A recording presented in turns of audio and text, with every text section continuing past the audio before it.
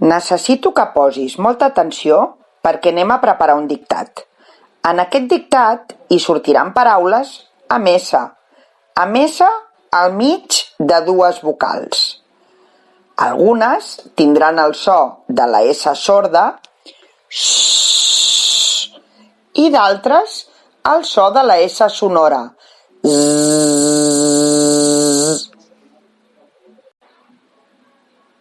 Fixa't en aquesta làmina.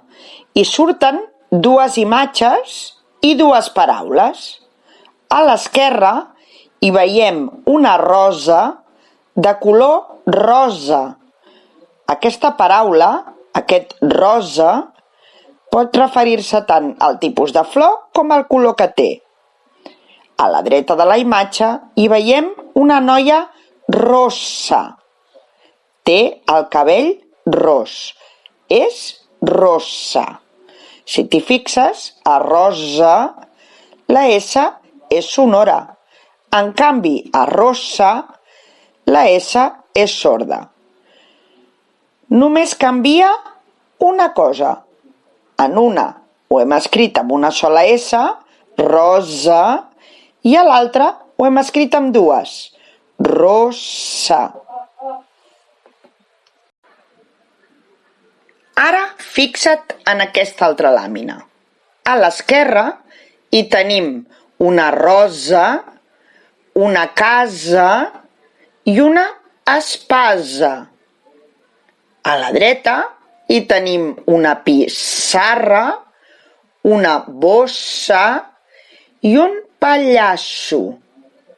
Rosa, casa i espasa estan escrites amb una sola S entre dues vocals. Z, S sonora.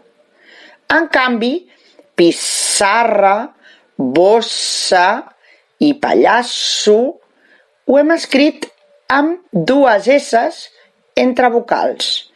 S sorda. Aquesta és la diferència a l'hora d'escriure paraules amb S sonora i paraules amb S sorda entre vocals.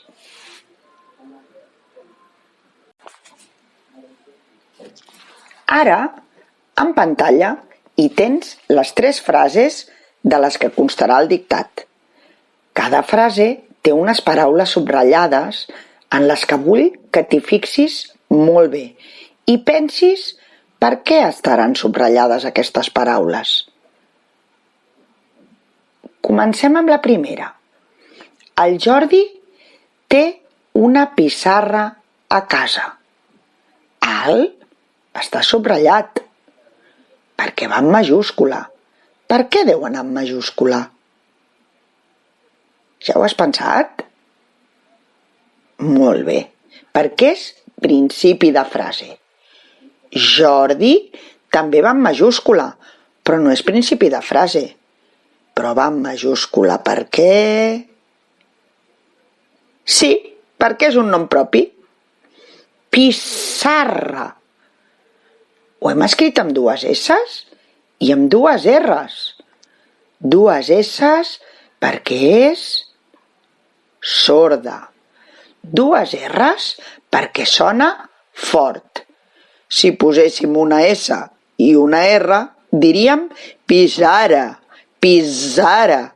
Ui, em costa molt de dir. És pissarra.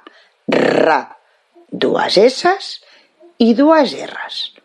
I l'última paraula, que està subratllada, és casa. Casa. Una sola S perquè és sonora. Si poséssim dues S's, diria caça. El caçador caça. Però la pissarra del Jordi està a casa. Molt bé. Tornem a llegir-la. El Jordi té una pissarra a casa. Genial. Anem per la segona frase. El pallasso porta una bossa de paper. El està subratllat. Ja no cal que expliquem el per què. pallasso. Aquest està subratllat per dues coses. Pensa bé. Sí, per les dues esses, perquè si no, no sonaria pallasso. Si en poséssim una diríem pallasso. Però també l'hem subratllat per una altra cosa. I és per la doble L. Pallasso. Recorda, Ja l'hem treballat molt. Bossa. Bossa ho hem subratllat per... Molt bé, perquè té dues esses. És una S sorda. Si no tingués dues esses, seria sonora i diríem bossa. Però és bossa. Fixa-t'hi també amb la B alta. Molt bé. El pallasso porta una bossa de paper. Genial. Anem per l'última. El cavaller té una rosa i una espasa. Molt bé. La primera paraula ja no cal dir-la. Cavaller està subratllat per la doble L, però si a la vegada t'hi fixes en la V baixa, hem escrit moltes vegades cavall, s'escriu en V baixa, doncs cavaller també.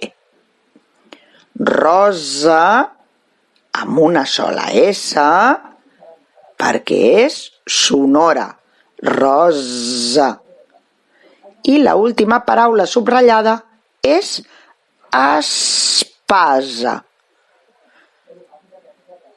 Espasa té una S sonora i una altra S després de la E.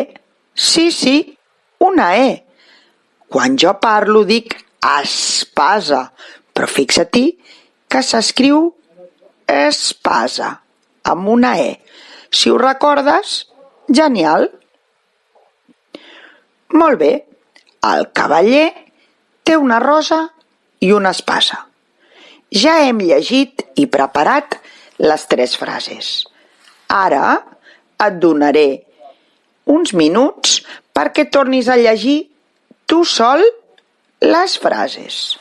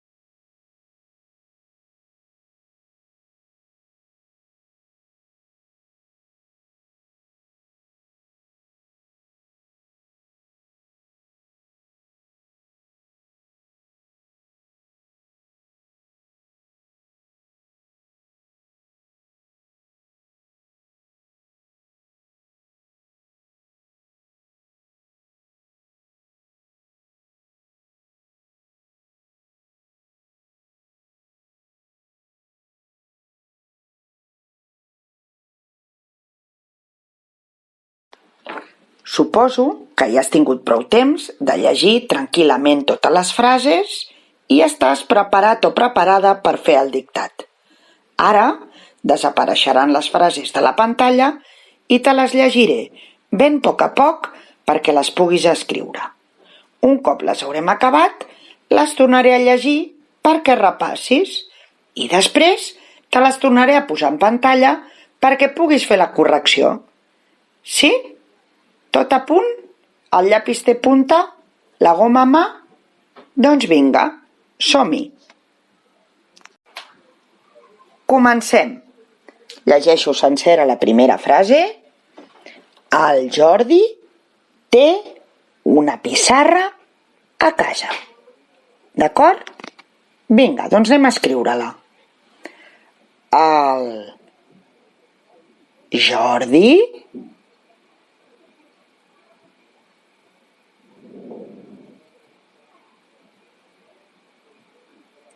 té una pissarra, pissarra,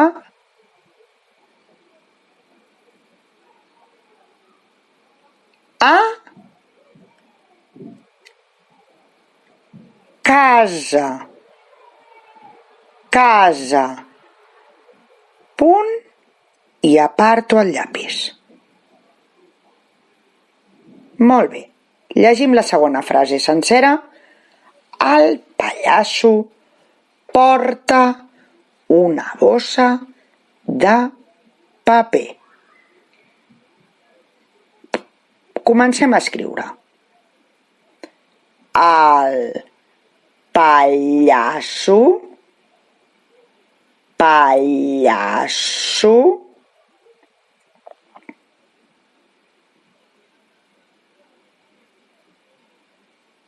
porta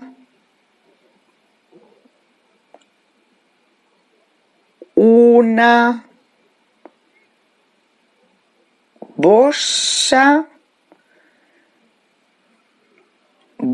bossa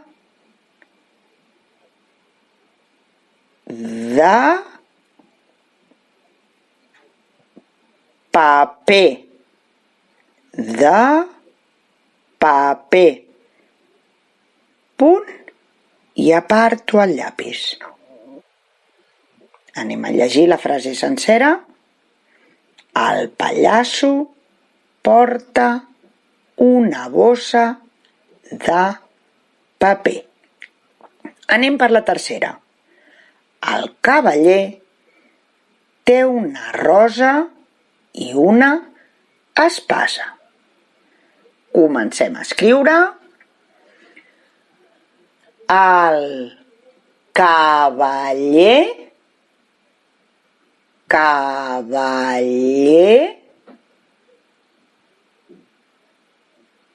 té una rosa i una espasa. Punt i aparto el llapis. Molt bé. Les torno a llegir les 3 seguides perquè puguis repassar. El Jordi té una pissarra a casa. Punt i a part. El pallasso porta una bossa de paper. Punt i a part. El cavaller té una rosa i una espasa. Punt i final. Ara et tornaré a mostrar les frases perquè puguis corregir. Recorda, les paraules que hagis fet malament no les tatxis ni les esborris. Només subratlla-les amb el color verd i després, si cal, tornes a escriure la frase ben escrita a sota copiant de la pantalla. D'acord? Molt bé. Ara, quan tinguis les frases en pantalla, pots aturar el vídeo per fer servir tot el temps que necessitis per la correcció. Molt bé. Adeu, m'ha agradat molt passar una estona amb tu.